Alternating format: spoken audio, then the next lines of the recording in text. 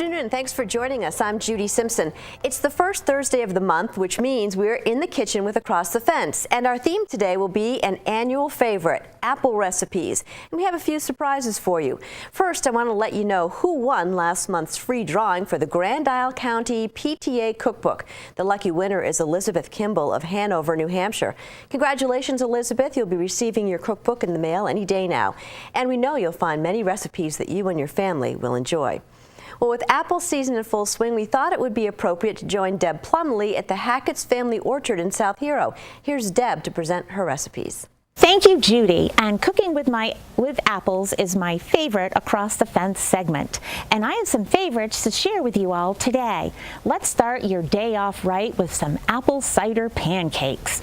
You take your basic pancake batter and you add to it some cinnamon, some apple cider, and some buttermilk as the liquid. It's really important when you make pancakes that when you whisk the dry ingredients into the wet, you don't overmix. You just want to incorporate until the batter is blended. So then you cook your pancakes on a griddle, turning them, serve them toasty warm. You can drizzle on some maple syrup or try this recipe, and we'll just spoon some out here, for apple chunks that are sauteed in cider, butter, a little bit of brown sugar, and cinnamon. Doesn't that look like a great way to start your day? So moving on, I do a lot of searching on the web, and one of my favorite websites is King Arthur Flour. And this apple nut bread pudding is from their website, and it's a lovely and comforting dessert. You take your cubes of stale bread, mix in cream. This uses actually a boiled cider concentrate to give you a burst of apple flavor. If you don't have that, you can use apple juice concentrate.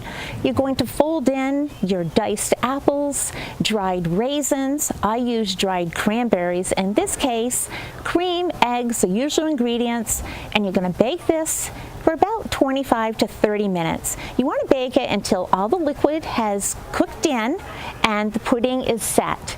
And you can serve this warm, or if you would like, make it ahead of time and just reheat it. It's wonderful as is, or you could certainly add some more maple syrup to it, or perhaps some whipped cream. Now, it's not all about desserts for cooking with apples. And this fall autumn salad has just the flavors that you're looking for. I use grilled chicken breasts cut up. I find grilled chicken breast has a little bit more flavor than poached chicken breasts. And then I've got diced celery. You've got your apples in here, of course. I use the dried cranberries, a little touch of red onion, and then some mayonnaise. Salt and pepper to suit, as you like it. And I put a dash of paprika on the top. And this is one of these things you can make ahead, put it in the refrigerator. You may find as the flavors sit for a little while, it becomes all that much more flavorful. And this is good just as is in the bowl, or you can put it on a bed of lettuce, or maybe even wrap it up in a pita for a yummy salad.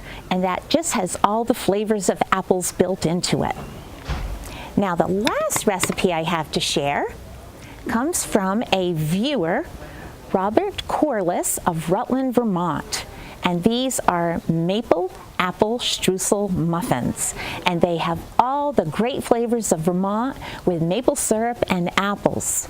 So the base for the muffin is hearty. It has a cup of maple syrup, it's got a generous amount of oatmeal, and of course your diced apples, some cinnamon. When you put that in the muffin cups, then you're going to top it with a streusel, which is brown sugar, butter, oatmeal, some cinnamon. When these are baking, your kitchen is going to smell wonderful. Now, Robert says that these are great any time of year. I think they'd be good for breakfast, they'd be good for an afternoon snack. I have to say it made 19, and if you count them, you can see that we ate some of them at home. So these are a wonderful muffin, and I want to thank Robert for sharing them with us today. Now, those are the recipes I have to share. I hope our viewers take advantage of this wonderful fall we've had to get out and visit your local orchard, go to your farm stand, try some of the wonderful apples that are available this season. And now, back to the studio. Well, great job, Deb. One of you lucky viewers will win the Orchard's cookbook in our free drawing, The Cooks of Hackett's Orchard. It's their 50th anniversary cookbook with more than 300 delicious apple recipes. I'll let you know how to enter our free drawing at the end of the program. Now, Carolyn is unable to be with us this afternoon, so I have a couple of my favorite apple recipes to share with you. I'll start with my Macintosh cake. This recipe came from a cookbook called Vermont Kitchen Revisited by the women of the Cathedral Church of St. Paul, Burlington. They combined all the recipes, and that was a fundraiser for them.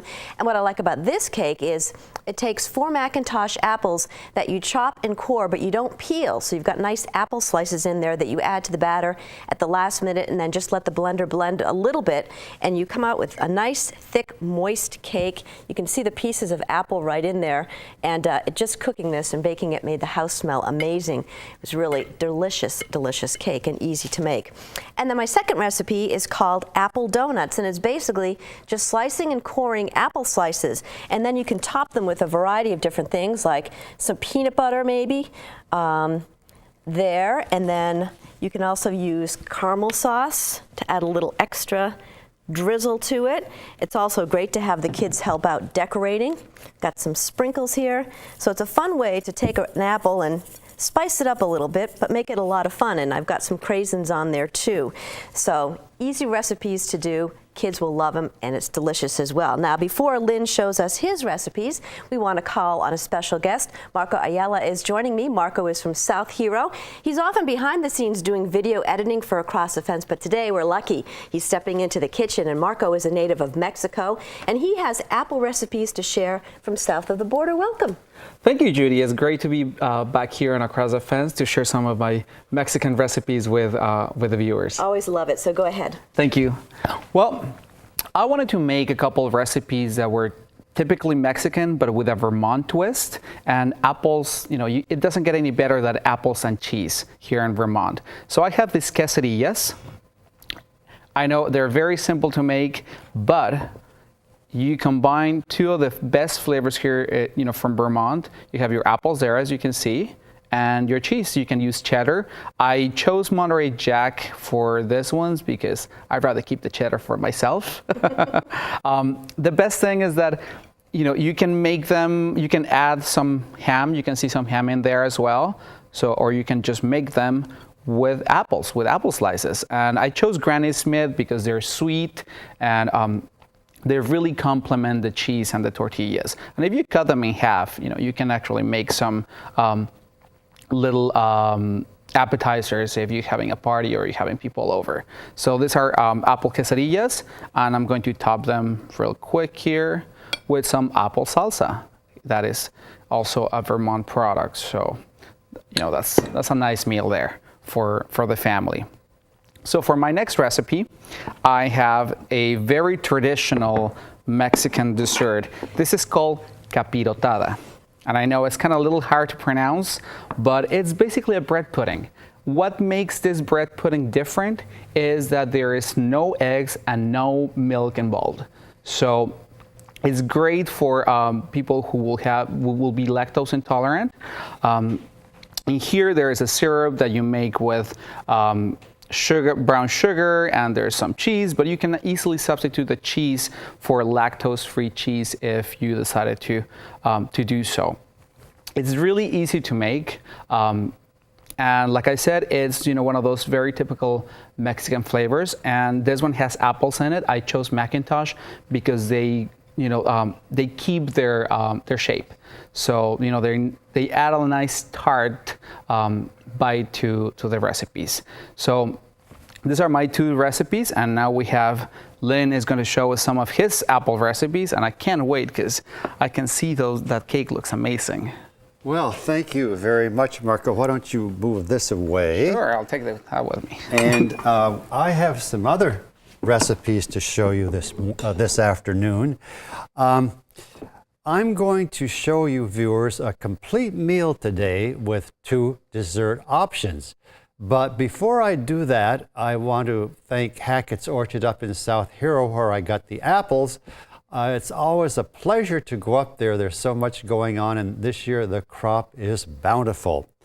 So my first recipe is right here, And it's made in the slow cooker. It's a slow cooker pork roast, a slow cooker pork roast. And it comes from a monthly newsletter put out by Cider, which is a publication up in the Champlain Islands that gives information to senior citizens, and they do a great job. And it's headed up by Robin Way. So to make this pork roast, you put it in the crock pot, as I said, and over that you put some apples, chopped onion, and then the pork roast. And that's all covered with a cinnamon-flavored applesauce cooked on high for about 8 hours. Now, when it's ready to serve, I'm going to put some out on a plate here so we can get our plate going for our meal. It makes about enough for, I would say, 4 to 6 people in this recipe. And it's really very, very tasty, very tender, as you can well imagine. So there's our pork, our serving of pork. And then the special treat is this apple cinnamon sauce that goes over the top. Now just take a look at this. Now, doesn't that look delicious? There we go. So there's the meat for our meal. Now, the vegetable is the perfect complement. It's this Vermont apple slaw. Now, it's made with chopped apples and made with chopped celery and carrots and raisins, chopped walnuts, and just a nice blend of flavors. And that's all fixed with mayonnaise and mixed with a little sugar and vinegar. It's very easy to make, and it's something that's very flavorful and something I really enjoy. Put it right here on the plate to go with our meal that we're making. So now we have our meat, and this is our vegetable.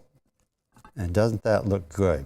All those different veggies in there. I think I forgot to mention there's some celery in here as well. Okay, so there we go. And bread. Now here's a bread that's also a favorite of mine, and I enjoy it very much.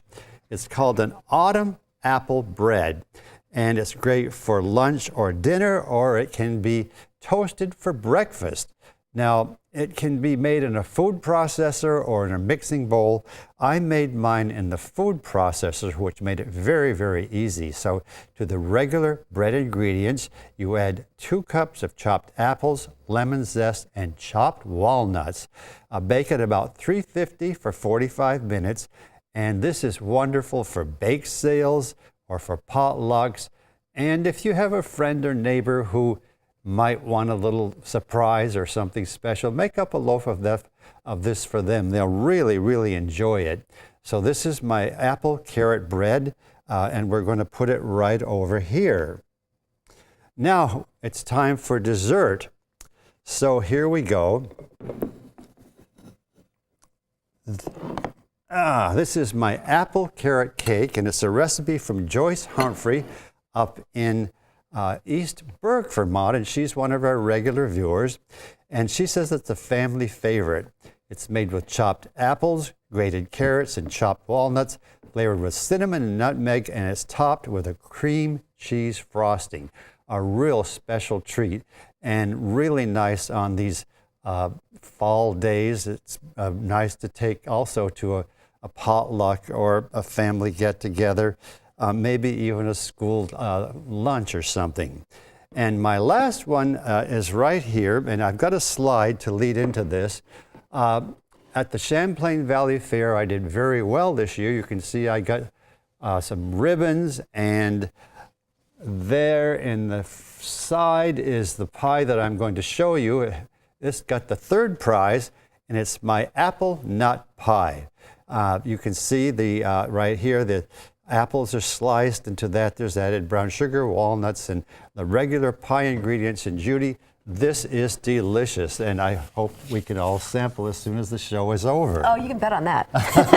Congratulations for your ribbons at the fair. That's typical for you, though. You're very, very good at that. Thank you. As always, we've got a couple of different ways that you can get all the recipes we've shown you this afternoon. You can go online to the Across the Fence website.